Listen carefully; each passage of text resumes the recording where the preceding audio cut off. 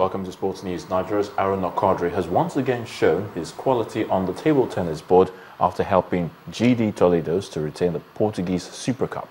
In the semi-final, Quadri inspired his teammates to a 3-0 victory against Juncal. But it was in the final game that the Nigerian showed class against fans' favourite Sporting Lisbon, and despite dropping the game, he ensured that the cup remained with Toledo's as they won 3-1 to win the title for the third consecutive time. The African Union, the AU, has commended the Confederation of African Football, CAF, and Equatorial Guinea for hosting a successful Africa Cup of Nations. The union described the success as a demonstration of African unity and solidarity in defeating Ebola.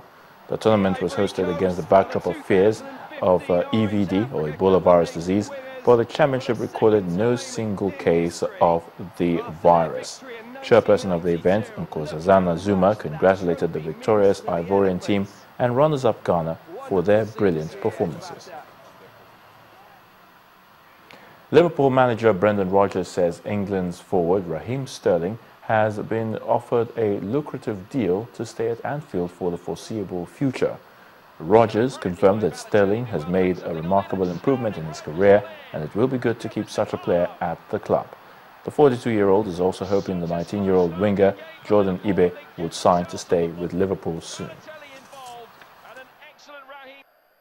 Both players are very, very important for the future, and the club recognise that. And obviously, I only hope as the manager, which I'm sure it will do, they'll be resolved fairly soon. You know, I know, and obviously the case of Raheem, he's been offered a wonderful deal for a young player, 20, who's still developing. You know, he's made some great strides in these last couple of years. You know, but as I said, he's now get reward for that, and hopefully his representatives can find agreement with the. Andy Murray has confirmed he is looking for more consistency in 2015 after he arrived in Rotterdam, Netherlands, to play the World Indoor Tournament, which served off today, Monday. The Briton, the top seed for the event, is playing his first match since losing the Australian Open final in 4 sets to Novak Djokovic at the Australian Open. After an inconsistent 2014 that pushed him off the world's top 10, Murray has now moved up to number 4 in the world ranking. I think for me this year it's important that I try to maintain a consistent level throughout the year. I feel like last year I was quite up and down with my performances. I think if I can try to maintain the level that I started out the year with in Australia, you know, my ranking will go in the right direction. Whereas last year that wasn't the case at all. So I want to try and focus on that, trying to prepare as best as I can for each tournament.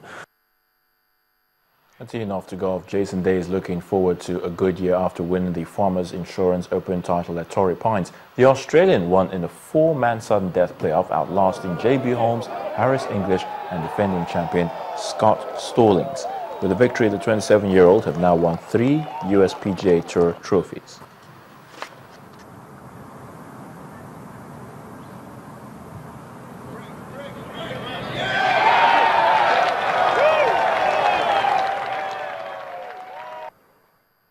And that's in the sports news. The news at 10 continues in a moment.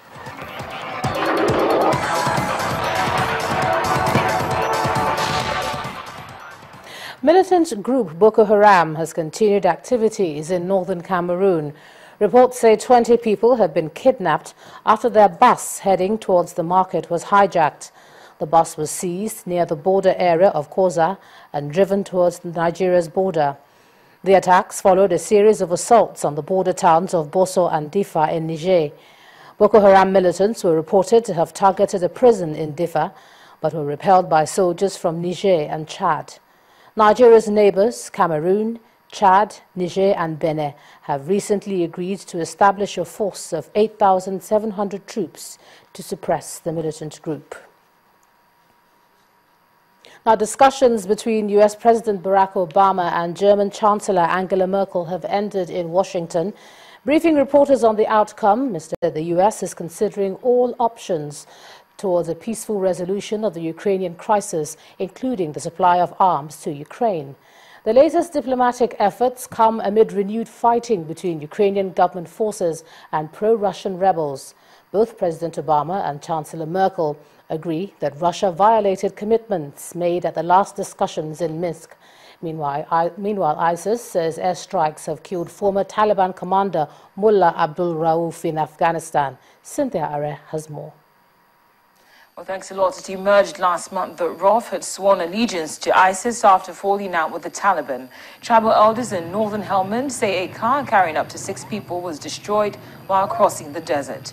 The car was loaded with ammunition and exploded. The Afghan intelligence agency also said Rauf had been killed, and NATO confirmed the strike, but not the intended target. Also today, Chinese authorities have executed powerful Sichuan-based mining tycoon Liu Han. The former chairman of Han Long Group was sentenced to death in May for leading mafia-style crime and murder. Liu's young brother, Liu Wei, and 3 other associates were also executed after China's top court signed off on the move. Finally, a Somali member of parliament has been shot dead in Mogadishu by Islamist militants from the Al-Shabaab movement. Abdullahi Kayad Bare was killed near the presidential palace when gunmen opened fire on his car. The spokesman for Al-Shabaab said the group had carried out the attack and would target even more MPs. That's the foreign news wrap-up. It's back to you now. Well, thank you, Cynthia. It was a big homecoming for British-Nigerian actor David Oyelowo as his new movie Selma officially premiered in Nigeria. Mayawa Ogundele has the details on Entertainment News.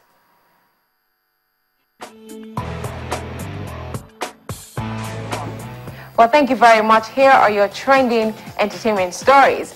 British-Nigerian actor David Oyelowo, alongside with fellow British actress Carmen Egojo, headlined the Nigerian premiere of the award-winning movie Selma, hosted by House on the Rock and supported by the American government.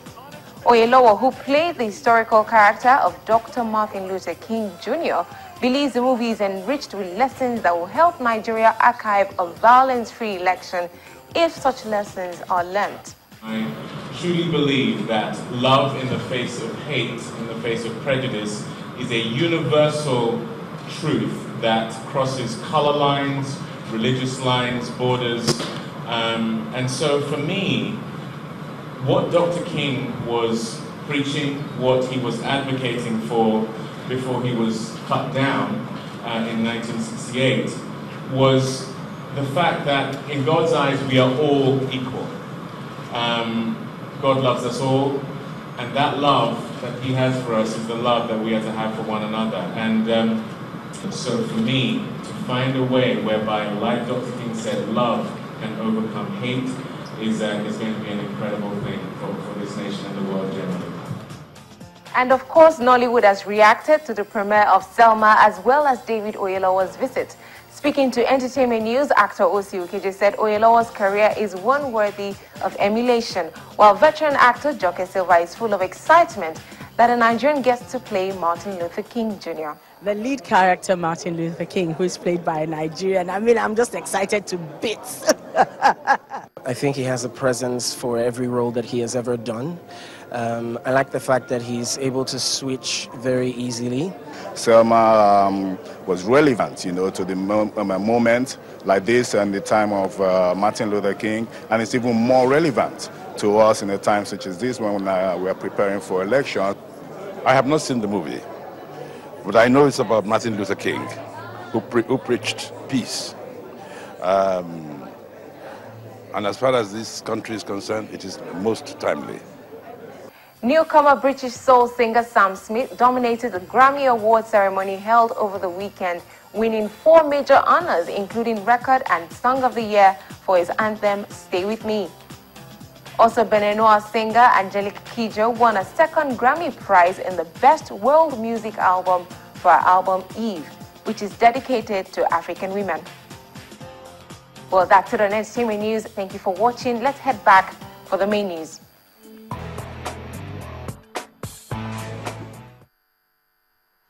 Thanks, Maiwa. And the main news again. The certificate drama involving the All Progressives Congress presidential candidate, General Muhammadu Buhari, has entered a new phase today, with the battle now shifting to the courts.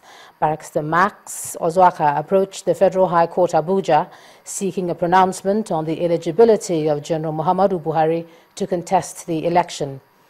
And the All Progressives Congress also today accused the military and the PDP of plotting to rig the 2015 general election.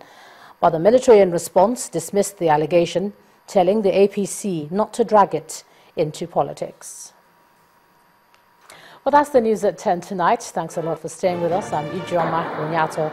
And coming up next, we'll bring you a repeat of our special elections program, Nigeria 2015. Do have a good night.